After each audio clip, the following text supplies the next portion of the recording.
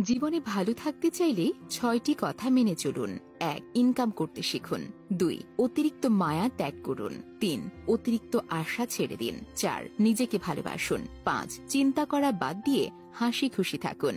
৬. নিজেকে সময় দিন। কিছু মানুষকে ৯৯ দিন উপকার করতে পারলেও যদি একদিন উপকার করতে না পারেন তাহলে সেই একদিনই মনে রাখবে, আগের ৯৯ দিন সে ভুলে যাবে। মানুষের নিজের বলতে কি আছে? জন্ম অন্যের দান, নাম অন্যজনের দান, শিক্ষা অন্যজনের দান, রোজগার অন্যজনের পয়সা, শেষ যাত্রা অন্য কেউ নিয়ে যাবে। আসলে মানুষ বড়ই আজব প্রাণী। ডুবে গেলে জলকে দোষ দেয়, আর হোঁচট খেলে পাথরকে দোষ দেয়। কর্মের দোষ ভাগ্যকে দেয়, কিন্তু নিজের ভুলটা কোনোদিনও দেখতে পায় না। যদি ভুলেও কখনো গর্ব হয় এই ভেবে যে আমি ছাড়া পৃথিবী অচল, তাহলে দেওয়ালে টাঙানো পূর্বপুরুষদের ছবির দিকে তাকান। তারা নেই বলে কি দুনিয়া থেমে আছে? ৮৪ লক্ষ প্রাণীর বাস এই পৃথিবীতে। মানুষই শুধু রোজগার করে, বাকি প্রাণীরা কিন্তু অনাহারে মরে না। আর মানুষই একমাত্র প্রাণী যাদের পেট কখনো ভরে না।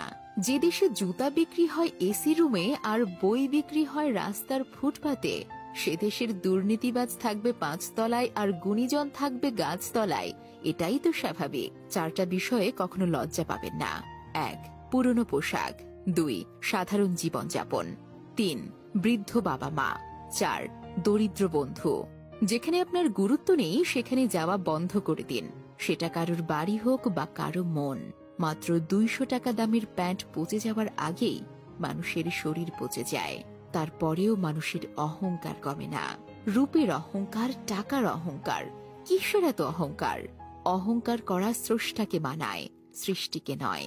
পুত্রকে চেনা যায় বিয়ের পরে, কন্যাকে চেনা যায় যৌবনে, স্বামীকে চেনা যায় স্ত্রীর অসুস্থতায়, স্ত্রীকে চেনা যায় স্বামীর দরিদ্রতায়, বন্ধুর পরিচয় বিপদে, ভাইয়ের পরিচয় লড়াইয়ে, আর সন্তান চেনা যায় বার্ধক্যে। ঝাড়ু ততক্ষণ এক সূত্রে বাঁধা থাকে যতক্ষণ আবর্জনা পরিষ্কার করে, আবার সেই ঝাড়ু যখন ছিঁড়ে আলাদা হয়ে যায় তখন সে নিজেই আবর্জনা হয়ে যায়। তাই সবসময় কোনো ভালো আদর্শের সঙ্গে থাকুন, আলাদা হয়ে আবর্জনায় পরিণত হবেন না। বৃষ্টির জল পরিষ্কার পাত্রে পড়লে তা পান করার জন্য সুপেয় হয়, আর নর্দমায় পড়লে তা পান করা তো দূরের কথা, পা ধোয়ার উপযুক্ততাও হারিয়ে ফেলে। পদ্মপাতার উপর পড়লে তা মুক্তোর মতো জল জল করে, আর ঝিনুকের উপর পড়লে তো খোদ মুক্তাতেই পরিণত হয়। জল কিন্তু একটাই, তবুও তার সঙ্গীর কারণে এত পার্থক্য। তাই তো বলা হয় সৎ সঙ্গে স্বর্গবাস, অসৎ সঙ্গে সর্বনাশ। অতএব ভালো মানুষের সঙ্গে চলার চেষ্টা করুন, আপনিও ভালো হবেন।